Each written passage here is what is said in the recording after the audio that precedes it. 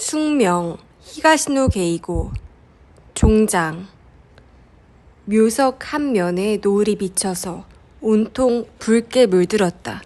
유사쿠는 그 안으로 성큼성큼 걸어갔다. 흙을 밟는 소리가 서늘한 바람 속에 녹아든다. 우류 아키히코는 우류가 묘지 앞에 있었다. 양손을 바지 주머니에 찔러놓고 멀리 하늘을 바라보는 것 같았지만 발소리가 들렸는지 유사쿠 쪽을 돌아보았다. 늦었네. 아키히코는 미소를 지으며 말했다. 유사쿠는 잠자코 다가갔다. 그리고 몇 미터 앞에 멈추어 서서 아키히코의 얼굴을 노려보았다. 감식하러 다녀오느라. 유사쿠가 말했다. 감식? 그래, 중요한 것을 확인하느라고. 유사쿠는 천천히 말을 이었다. 화살 깃 말이야. 아키히코의 얼굴이 잠시 굳어지는 것 같았다. 하지만 몇 초 지나자 이내 원래의 표정으로 돌아왔다. 눈가에 미소조차 감돈다. 그래서? 미사코가 기억하고 있었어. 따로 있던 세 번째 화살은 미사코가 보았을 때 화살 깃이 하나가 달랑거리고 있었다고. 그렇지만 그 화살을 따로 둔 건 그 때문이 아니었지. 그 화살이야말로 독화살이었던 거야. 요컨대 히로마사가 가지고 간 것도 마스무라가 스미에 씨한테 받은 것도 독화살은 아니었어. 아키히코는 아무 말도 하지 않았다. 일단 전부 들어보자는 것 같다.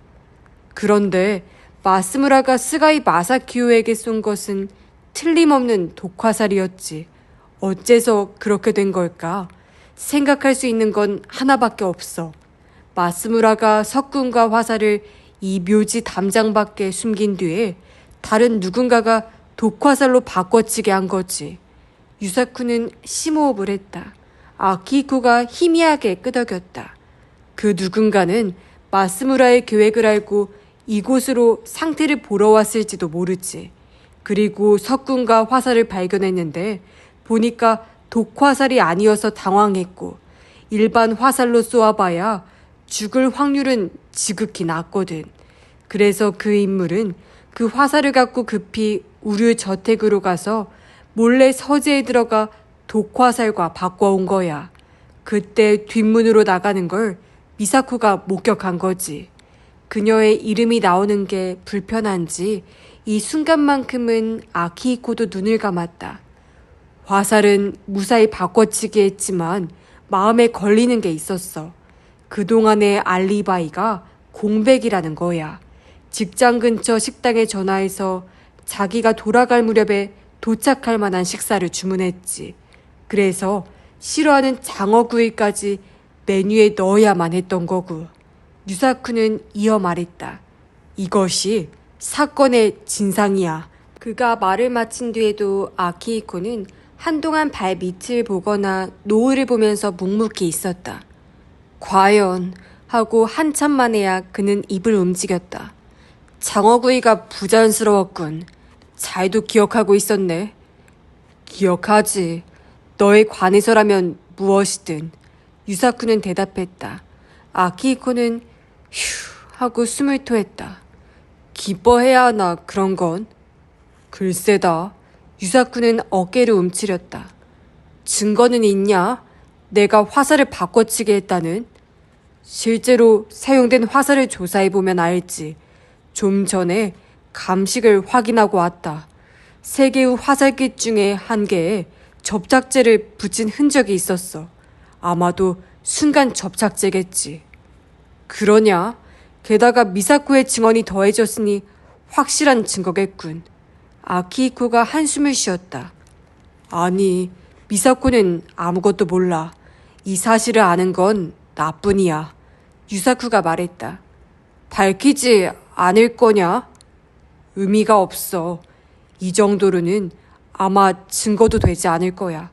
무엇보다 실제로 쏜 건 마스무라지 네가 아니잖아. 그리고 유사쿠는 아키히코의 눈을 바라보며 조용히 말했다. 네가 이겼네. 아키히코는 얼굴을 돌리고 몇 번인가 눈을 깜빡거렸다. 그리고 나서 다시 돌아보더니 말했다. 장인어른 만났다더라. 소스케일은 그에게 이미 들은 것 같다. 하지만 아직 모르는 게 많아. 그렇겠지. 아키히코는 주머니에서 오른손을 꺼내더니 앞머리를 쓸어 올렸다. 우에하라 박사가 스와 요양소에 있었던 건 알고 있냐? 알아. 그럼 거기서부터 이야기할게.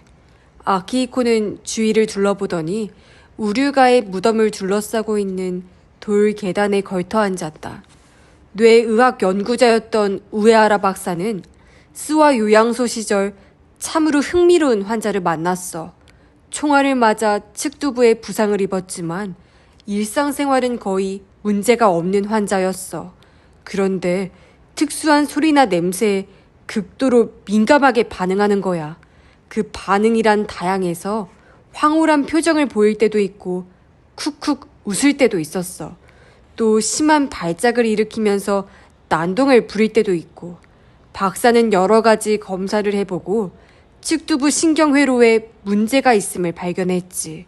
어떤 종류의 외부 자극을 받으면 그 부분에 이상 전류가 발생하는 거야. 거기서 박사는 한 가지 가설을 세웠어. 즉, 그 부분에는 인간의 감정을 컨트롤하는 신경이 있어서 부상 때문에 생긴 이상 전류가 그 신경을 자극하는 게 아닐까 하고, 박사는 그걸 확인하기 위해서 일부러 전기 자극을 가해 그 반응을 보기도 했어. 그 결과 상상도 못한 일이 일어난 거야. 유사쿠는 침을 삼켰다. 아무것도 상상이 되지 않는다.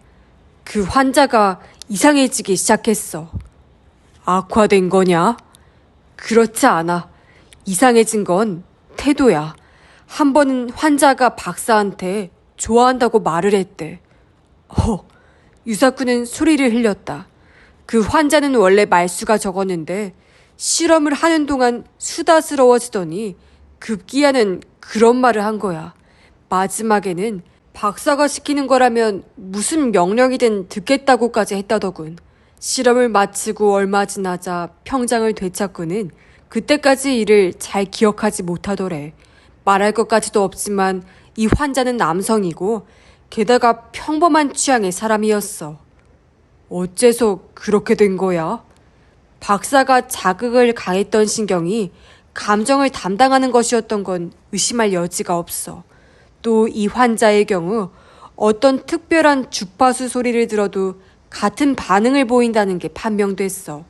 요컨대 그 소리를 들려주는 동안 박사에게 계속 애정을 느끼는 거지. 유사쿠는 머리를 흔들었다. 믿을 수 없는 이야기였다.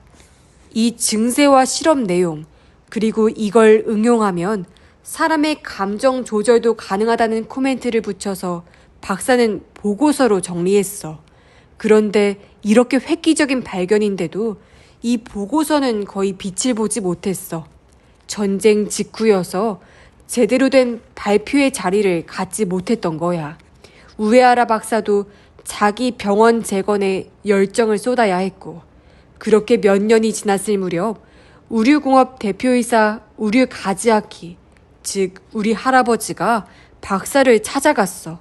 그 연구 성과에 아주 관심이 많다는 이야기를 했겠지. 알 수가 없네. 어째서 제조업 사장이 그런데 흥미를 갖는 거야. 유사쿠는 줄곧 품고 있던 의문을 여기서도 이야기했다. 그걸 설명하려면 우류공업이라는 회사의 성격을 설명할 필요가 있겠네. 원래 미세 가공을 전문으로 했던 회사였는데 전쟁 중에는 군의 명령으로 무기 등 정밀 부품을 제조했어. 그런 일로 할아버지는 모 정부 관계자와 친분이 생겼지. 이 정부 관계자가 별난 인간이었던 것 같아. 어디선가 우에하라 보고서를 가지고 와서 할아버지에게 논의를 한 거야. 만약에 뇌 속에 정밀 부품을 심을 수 있다면 외부에서 전파를 보내서 감정도 조작 가능하지 않겠느냐고. 그리고 그게 가능해지면 어떤 상대든 스파이로 만들 수 있다고. 유사쿠는 하고 놀랐다. 그런 방법이 있었던가? 전쟁에 진 직후에 그런 생각을 하는 사람이 있다니. 그 점이 발상의 차이야. 그들의 주장은 이랬어. 아무리 연구해도 지금 당장 실현되긴 어렵다. 그러나 지금 기초 연구를 쌓아두면 장래에 반드시 실현된다. 그리고 그 무렵에는 다시 세계를 상대로 싸울 수 있을 것이다. 정상적인 생각이 아니잖아. 유사쿠가 내뱉듯이 말했다. 그렇지. 하지만 할아버지는 그 아이디어를 받아들였어. 과학의 힘으로 인간을 조작한다는 환상에 사로잡힌 거지. 그리고 우에하라 박사에게 접근해서 우류공업 내에서 연구를 시작하게 한 거야. 그게 전뇌식 심동조작 방법 연구야. 이 연구를 위해 7명의 가난한 젊은이를 모아서 인체 실험을 했지. 할아버지도 우에하라 박사도 미쳤던 거지. 그건 정부의 지원을 받아서 한 거야? 아키히코는 얼굴을 찡그리며 가볍게 눈을 감은 채 고개를 저었다. 그건 몰라.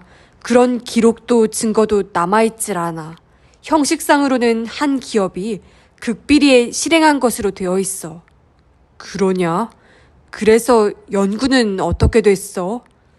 어느 정도는 성공했어. 감정을 지배하는 신경을 전기로 자극해서 본인의 의사나 강렬한 감정 상태인 정동을 조절하는 건 확인됐어. 박사는 또 수화 요양소에서 만난 환자처럼 어떤 소리에 반응하는 증세를 만들어내려고 했지. 그런데 이건 좀처럼 잘 되지 않았어. 생각한 반응이 나타나지를 않는 거야. 그러는 사이에 말도 안 되는 일이 일어났지. 피실험자 7명 중 4명이 도망쳐버렸어. 그건 알고 있어. 그 중에 에지마 소스케도 있었다. 원래 신원이 확실한 사람들이 아니어서 찾아내기가 어려웠어. 게다가 공공연히 찾을 수도 없었고. 일단 남은 3사람으로 실험을 계속했지. 그리고 드디어 그들이 민감하게 반응하는 특수한 조건을 발견해냈어. 박사들은 기뻐하며 데이터를 뽑고는 그들의 뇌를 원래대로 돌려놓았지. 그런데 이게 문제였던 거야. 문제? 그래, 원래대로 돌려놓았다고 생각했는데 원래대로 돌아가질 않은 거야. 3명의 피실험자 중 2명이 사망했어. 아키히코는 얼굴을 찡그리면서 말했다. 유사쿠는 숨을 멈추었다. 왜지? 몰라. 지금도 그건 수수께끼야. 3명 중 2명이. 그럼 나머지 1명은? 목숨은 건졌지만 대신에 지능이 점점 떨어졌어. 유아 수준까지 떨어졌지. 지능 저하. 유아 수준? 그건 혹시... 유사쿠가 말을 흐리자 아키히코는 끄덕이더니 안주머니에서 유사쿠의 노트를 꺼내주면서 말했다. 그래, 히노 사나이 씨야. 해는 저물어 갔다. 하늘의 붉은 빛도 거의 쓰러졌다. 그만큼 희생자를 내고서야 할아버지와 박사는 눈을 뜬 것 같아. 그 시점에서 연구는 종결됐어. 그때까지의 데이터는 파일로 정리해서 한 분은 우에하라 박사가 보관하고 다른 한 분은 우류가 금고에 넣어놓게 되었지. 그리고 영원히 비밀에 붙이기로 했어. 다만 이것으로 모든 게 끝난 게 아니야. 관계자들 마음에 걸린 건 도망간 그 4명이었어. 장인 어른한테 들었는지 모르겠지만 그들은 머리에 폭탄을 넣고 사는 거나 마찬가지야. 그걸 어떻게든 해야 했어. 먼저 4명을 찾는 게 급선무였는데 이게 아주 힘든 일인 거야. 그래도 우연히 도와서 3사람까지는 찾았지. 그 무렵에는 아직 우에하라 박사가 건재해서 상태를 진찰했지. 문제 파일에는 그 3명의 신상과 당시 증세가 기록된 자료도 들어있어. 그 극비 파일을 30년 만에 빼앗으려고 한 남자가 있었던 건가? 유사쿠가 말하자 아키히코는 쓴 웃음을 지었다. 스가이 마사키오의 아버지도 연구에 참가했지. 그런데 연구를 종결한 후에도 몰래 재개하려고 생각했던 것 같아. 부자가 둘 다 똑같이 이상한 인간들이지. 그러나 할아버지가 돌아가신 후에도 아버지가 건재한 동안에는 손을 댈 수가 없었던 거야. 그것이 스가이가와 우류가의 힘 관계를 상징했다고 할 수 있을지도 몰라. 아마 마사키요는 자기 아버지한테 스가이가 손으로 그 계획을 재개시키라고 명령을 받았겠지. 반쯤 집령 같은 거였어. 그래서 우리 아버지가 쓰러지고 자기 처나가 가까워지니 착착 준비를 시작한 거지. 그래서 파일을 우류가에서 빼냈구나. 그런데 생각지도 못한 반격을 당한 거네. 파일이 스가이 손에 넘어갔다는 걸 알았을 때 나는 바로 마스무라 씨한테 연락했어.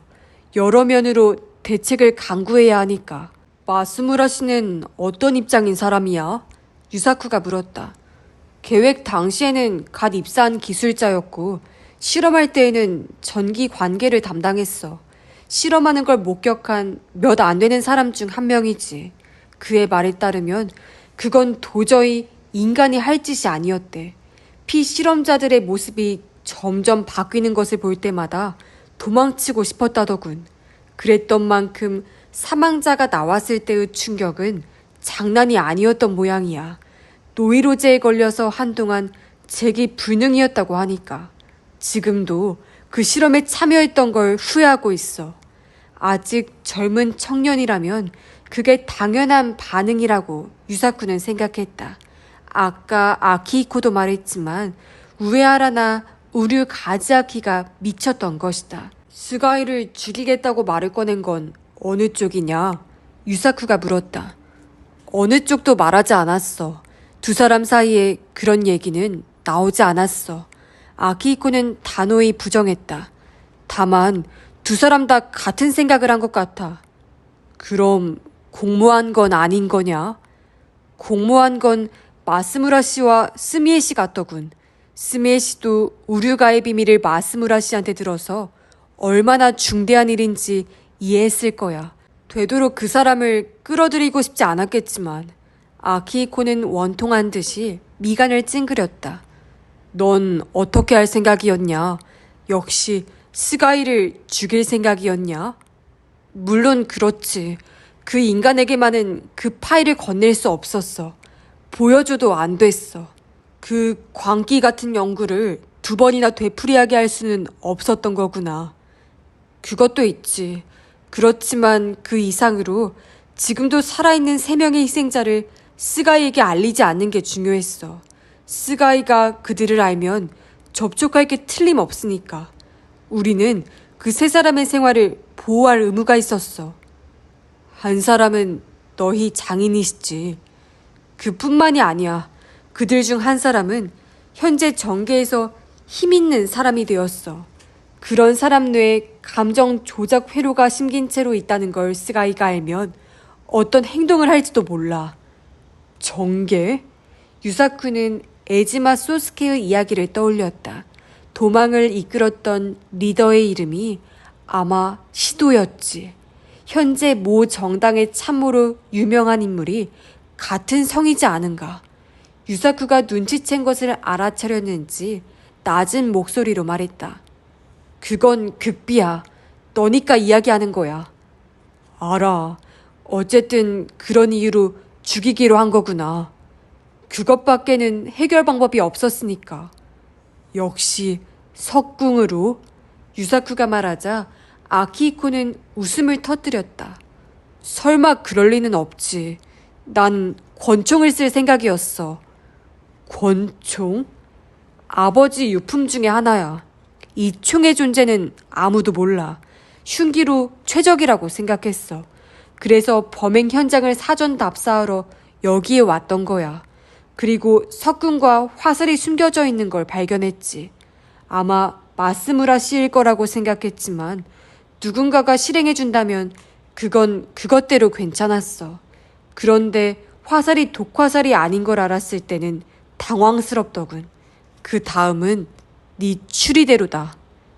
마스무라는 네가 화살을 바꿔치기 했다는 걸 알아? 아니, 지금도 모를 거야. 마스무라 씨는 세 개가 다 독화살이라고 믿고 있었으니까. 그런 거였나? 중얼거린 뒤 유사쿠는 생각나는 게 있었다. 그건 혹시 너였냐? 그 투서. 그러자 아키히코는 민망한 듯이 인중을 비볐다. 히로마사를 구하기 위해 어쩔 수 없었어. 마스무라 씨한테 이런 투서를 경찰에 보내고 싶다고 말해봤지. 그 사람은 좋네요 라고 하더군. 그것 때문에 체포된다면 운명이라 생각하고 포기하겠습니다 하고. 그래서 마스무라가 깔끔하게 자백했구나 하고 유사쿠는 생각했다. 처음부터 각오하고 있었던 것이다. 스가이 마사키요가 죽은 걸 알았을 때 바로 스가이네 집으로 갔지. 그건 파일을 되찾기 위해서야? 그렇지. 그리고 한 가지 더. 스가이가에 남아있는 자료를 몰수할 목적도 있었어. 그랬지. 유사쿠는 생각났다. 스가이 마사키요가 아버지에게 물려받았다고 하는 검은 표지의 노트가 서랍에서 사라졌던 것이. 그래, 스가이 마사키요 살인에 관해서는 잘 알겠다. 두 사람이 어쩔 수 없는 이유도 이해했어. 아키히코는 천천히 눈을 깜빡이며 턱을 비스듬히 저었다. 그러나 중요한 얘기를 듣지 못했네. 알아 하고 아키히코는 말했다.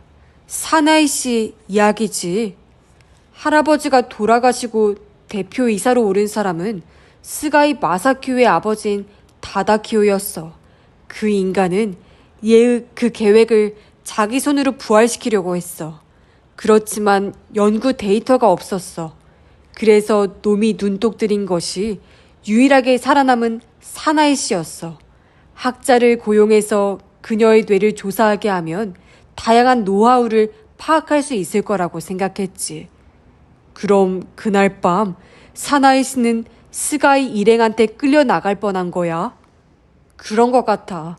지능이 낮은 사나이 씨를 데려가는 정도는 일도 아니고 그 계획을 비밀로 하고 싶은 우에하라 박사가 시끄럽게 할 일은 없을 거라고 생각한 거지. 그런데 의외로 사나이 씨가 반항을 한 거야. 그리고 그 결과 아키히코는 그 다음 말을 하지 않았다. 그런 일이. 유사쿠는 어금니를 악물었다. 사나이는 정체 모를 남자들에게서 도망치려고 하다 창문으로 떨어졌던 것이다. 그녀가 얼마나 겁쟁이였는지 유사쿠는 잘 알고 있다. 분해서 몇 년 만에 눈시울이 뜨거워졌다. 이거 돌려줄게. 아키히코가 노트를 내밀었다. 오랫동안 품어왔던 궁금증이 풀렸을 테지. 유사쿠는 그것을 받아들자 표지에 쓰인 글씨를 보았다. 뇌신경외과 괴사사건 수사기록. 이걸 펼칠 일은 이제 없을지도 모르겠다고 생각했다. 그런데 사나이 씨에 관해서 가르쳐 주고 싶은 게 있다. 아키히코가 약간 진지한 어조로 말했다. 뭔데? 뇌 수술 후에 지능이 떨어진 건 아까 말했지만 실은 그 전에 그녀의 몸에는 변화가 일어났어. 변화? 변화라니 설마. 임신이야 하고 아키히코는 말했다. 아마 다른 피실험자와의 사이에 생긴 아이였나 봐. 본인은 낙태할 마음이 없었어. 그래서 출산 준비를 했지만 임신 6개월부터 그녀의 지능에 이상이 나타난 거야. 그리고 8개월째 들어서자 명백히 지능이 역행하는 게 보였어. 관계자들은 당황했지. 이런 상태로 아이를 낳아도 키울 수 없으니까 말이야. 그러나 이제 어떻게도 할 수 없었던 거야. 어쩔 수 없이 예정대로 아이를 낳았대. 아들이었대. 사나이 씨가 아이를. 그러고 보니 유사쿠는 떠오르는 일이 있었다. 그녀는 늘 인형을 업고 있었다. 자기 자식으로 생각해서였을까? 그 아이는 어떻게 됐어? 그러자 아키히코는 일단 시선을 돌렸다가 잠시 사이를 둔 후 입양됐어 하고 말했다. 관계자 중에 아내가 병약해서 아이를 낳지 못하는 사람이 있었거든. 그 사람이 입양했어. 우에하라 박사가 조작해서 친아들로 출생신고를 했지. 부인이 장기간 요양소에 있었기 때문에 그곳에서 나왔다고 하니 친척들도 의심을 하지 않았어. 이 일은 관계자 중에서도 당사자와 그 아버지, 그리고 우에하라 박사밖에 모르는 일이야. 당사자와 아버지? 이해할 수 없는 말에 유사쿠의 뺨이 일그러졌다. 무슨 뜻이야? 관계자 중 부자라고 하면 우류 가즈아키와 나오아키. 아키히코의 얼굴을 보고 유사쿠는 말문이 막혔다. 너였냐? 고등학교 2학년 때 알았다. 전부. 그랬냐? 더 이상은 무슨 말을 해야 할지 몰랐다. 눈 앞에 있는 사내에게도 사나이와 같은 피가 흐른다. 그렇게 생각하니 가벼운 질투 비슷한 감정이 생겼다. 그 노트에 사나이 씨 묘에 간 이야기 있었지. 유사쿠의 손을 가리키며 아키히코가 말했다. 한 번이지만 그 묘가 어디에 있는지 기억나? 아니, 그 후로는 데려가 주지를 않아서. 그러자 아키히코는 돌 계단에서 일어나 다시 우류가 묘를 향했다. 사나이 씨는 이 아래에 있다. 유사쿠는 헉 하고 놀랐다. 설마 이런 묘가 아니었어. 하지만 아키히코는 말했다. 5년쯤 전에 이장한 거야. 이 아래에 있어. 틀림없어. 내 친어머니라고 아버지가 여기에 모셔주었어. 유사쿠는 묘에 다가가서 주위를 둘러보았다. 그때 본 풍경도 이랬던가? 더 넓었던 것 같은 것은 어렸기 때문일 것이다. 문득 정신을 차리고 보니 아키히코가 지그시 보고 있었다. 그래서 유사쿠가 한 걸음 물러나자 신기한 인연이라고 생각하지 않냐? 하고 물었다. 인연? 너하고 나 그렇게 생각하지 않냐? 물론 그렇게 생각하지. 하지만 사정을 알고 보니 신기하고 뭐고 할 것도 없네. 너는 그런 사정이고 나는 사나이 씨 죽음에 관해서 계속 의문을 품어왔고 두 사람이 얽힌 것도 당연하네. 아니, 과연 그럴까? 내 쪽은 그렇다 쳐도 어째서 너는 그렇게 사나이 씨의 죽음에 연연했을까? 그건 내게 소중한 사람이었으니까. 게다가 아버지가 죽기 전까지 마음에 걸려했던 사건이기도 하고. 어째서 너는 그토록 사나이 씨한테 끌린 걸까? 또 어째서 너희 아버지는 그 사건만 마음에 걸렸을까? 잇따라 질문을 퍼부었다. 유사쿠는 짜증나서 머리를 저었다. 대체 무슨 말을 하고 싶은 거냐? 성묘 말이야. 그 노트에 성묘에 간 이야기 있잖아. 이상해. 내가 아버지께 들은 얘기로는 우류가 묘지에 사나이 씨 유골이 묻혀 있다는 걸 아는 건 사나이 씨의 아이를 입양한 사람뿐인데. 뭐? 그러니까 사나이 씨한테 성묘할 수 있는 건 그 사람뿐이라는 말이야. 그러니까 너희 부자뿐이라는 말을 하고 싶은 거냐? 그게 아니야. 우리 부자 이외의 사람이 성묘를 해도 이상하진 않아. 왜냐하면 아키히코는 심호흡을 한 뒤 말을 이었다. 왜냐하면 사나이 씨는 쌍둥이를 낳았거든. 유사쿠는 순간 이 말의 의미를 이해하지 못했다. 아니, 이해는 했지만 너무 갑작스러운 일이어서 자기가 그런 말을 들었다는 사실 자체를 믿을 수가 없었다. 뭐라고? 신음하는 듯한 소리를 냈다. 사나이 씨는 쌍둥이를 낳았어.